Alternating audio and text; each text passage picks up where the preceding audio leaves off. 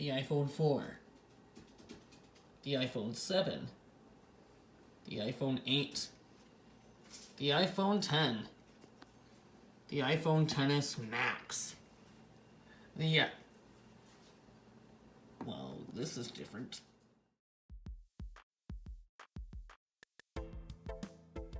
I decided to get the Galaxy S10 Plus. I am a former Apple user. So one of these things definitely does not look like the other, but I'm going to break down why this might not be a bad thing. So I'm Alex Carlson, welcome to Gentleman Tech, and this is the Galaxy S10. From an Apple perspective, should you switch? Is it worth picking up today? If you're an Android user, is it worth it? And if you're an Apple user, should you look at something maybe greener? Let's take a look. So here it is, the Samsung Galaxy S10 Plus. The version I have here is the Prism White 128GB model. Now a little cool fact about this phone, when you first get it, it will come with a pre-installed screen protector. So if you're thinking about getting this device, you do not need to pick up a screen protector right away. If you've ever used a Samsung device, this very much looks very familiar for you. They've retained the 3.5mm headphone jack, still USB Type-C on the bottom, the Bixby button, which you can now program to do whatever you want besides Google Assistant, your expandable storage underneath the SIM card slot, and your normal noise reduction mic.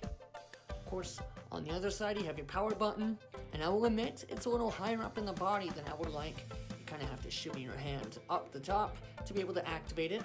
But they also include an in-screen fingerprint sensor for those of you who miss maybe Touch ID on the Apple side.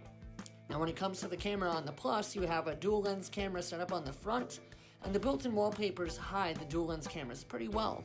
You open up any other app and it's pretty clear that there is definitely a punch out on this display. But much like the standard details in life, as time goes on, you kind of lose sight of that punch hole. Is it less distracting than a notch? For me, yes. But for you, you can be the judge of that. Of course, this is the 4G LTE model, and the 5G model will be coming out in April. This device is IP68 water and dust resistant. Gorilla Glass 6, the first phone of its kind to have the durable glass built on the display. So if you can't tell, the Galaxy S10 and S10 Plus are very capable devices.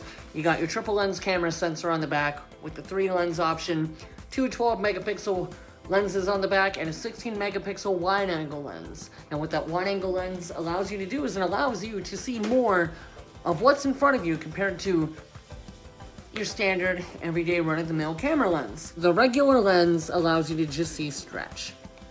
If you go over, this is the new wide-angle lens. Not only do you see stretch, but you see my lovely, lovely fiancé.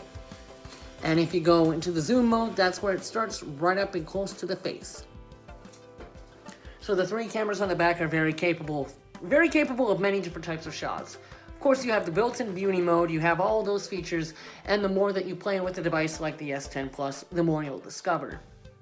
And when it comes to battery life, I have to say this phone definitely has a lot of power behind it. I've been up since 6 o'clock in the morning, and it's now 4:30 in the afternoon. My battery's at 65%. I do not know, yep, you can see it, 65%. That's with heavy use. I have about an hour commute to and from work, and I constantly stream YouTube videos to watch documentaries or hear about news that I like when it comes to the tech world. I'm not even kidding you. When I don't do this, my life is still tech. Heavy usage, my battery's at 65%. I'd call that pretty good.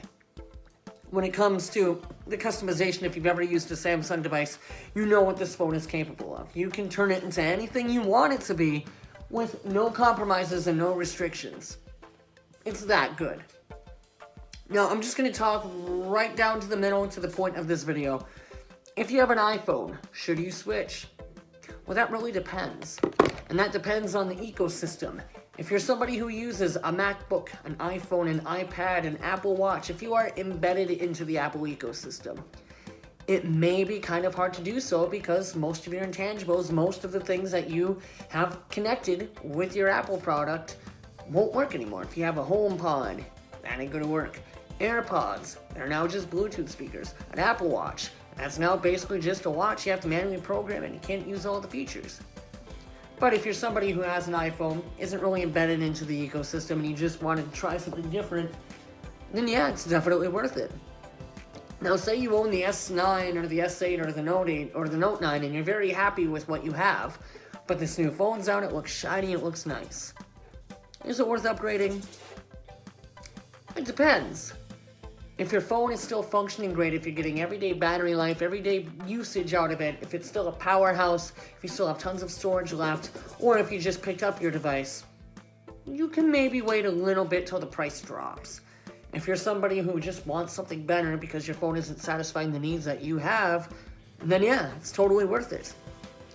The Galaxy S10 comes in a wide array of colors, and a bunch of different types too. There's the S10, there's the S10 Plus, which you've seen me use today.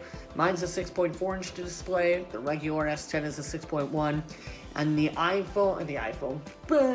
Galaxy S10E is the size of the iPhone 10. It's a 5.8-inch display, and that thing is even a powerhouse. There's little to no compromises when you choose between the S10E or the S10 Plus. The only difference that you're really getting is one less camera on the back, one less camera on the front. Generally, that's it. The display is a little lower when it comes to a pixel density of 1080p versus, Q AMOLED, QHD, UHD. But when you're at a 1080p display at a 5.8-inch, you're generally in the sweet spot. So you really wouldn't even notice. So the bottom line, the Galaxy S10 and S10 Plus and S10e, they're worth the upgrade, no matter where you're at. Just make sure that whatever you choose, you prepare to invest in. Because these phones are not cheap, ladies and gentlemen. They are not cheap. I remember when the Galaxy S4 came out and around $400, people lost their minds. We now got $1,000 smartphones, and it's crazy to say that the Galaxy S10 Plus, the premium version of the Galaxy S10 Plus, is $1,000, and we consider that cheap. But it's true. When you got $1,200 Apple products, you got Samsung outpricing themselves with the Galaxy Fold, it's nice to know you have different options. The S10e starts around $799, the regular S10 is $899, the S10 Plus is $999.